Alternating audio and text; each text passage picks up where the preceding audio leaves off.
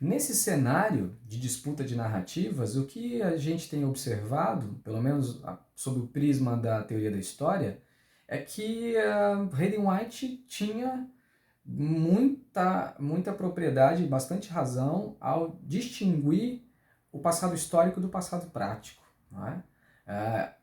Existe, por um lado, esse passado produzido, controlado e que é investigado e disseminado pelos historiadores profissionais a partir de universidades, de centros de pesquisas. Então, uma história produzida por especialistas, não é? Que tem toda uma formação técnica, metodológica, teórica para examinar documentos e fontes históricas.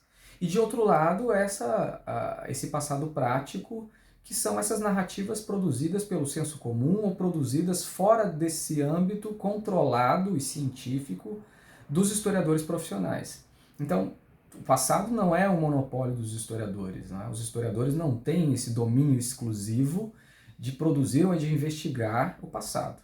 Portanto, outros atores históricos, outros sujeitos na sociedade se encarregam e também têm interesses, e é absolutamente legítimo que eles também, por sua vez, investiguem fatos do passado, fontes, determinados documentos e levantem sobre eles as suas análises, as suas interpretações. Mas vejam bem, há meio que uma disputa entre esses dois universos e, de algum modo, a validação das análises históricas requer esse exame crítico, muitas vezes imparcial, não é? Mas não exatamente imparcial no sentido de que não tenha posição, mas com uma certa imparcialidade, um julgamento que coloca na mesa posições, tanto do analista ou do crítico, quanto o autor, né, daquele que produziu aquela análise, também analisando seus interesses, suas posições sociais. Então essa franqueza, né, esse abrir o jogo é algo que os historiadores profissionais sistematicamente conseguem fazer, a sua autoanálise, a sua autorreflexão, verificando em que medida pesam ou não os seus preconceitos ou as suas posições políticas nos seus julgamentos ou nas suas interpretações.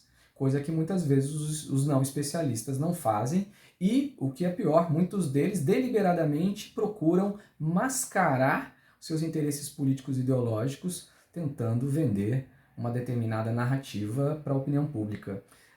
Uma outra questão interessante que suscitam estas disputas de narrativa seria a dos usos políticos ou da história ou dos usos do passado.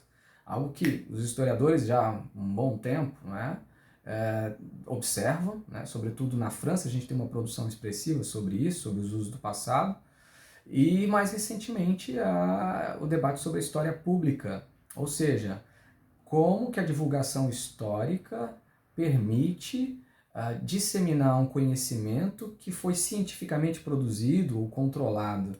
Não é? Então, essas narrativas com maior rigor e com maior consistência analítica e de exame crítico e maduro das fontes, como que isso é vazado na opinião pública? Como que isso é distribuído e disseminado por meio de periódicos, de jornais, de revistas, programas de televisão, pelo cinema, e no próprio cotidiano, nas conversas cotidianas, como que a história alcança o seu público? E que tipo de público é esse? Quais são as expectativas que eles têm em relação ao passado? Por que mobilizam o passado? Quais são os interesses? Para que querem? A quem servirá e por que servirá o passado para estas pessoas?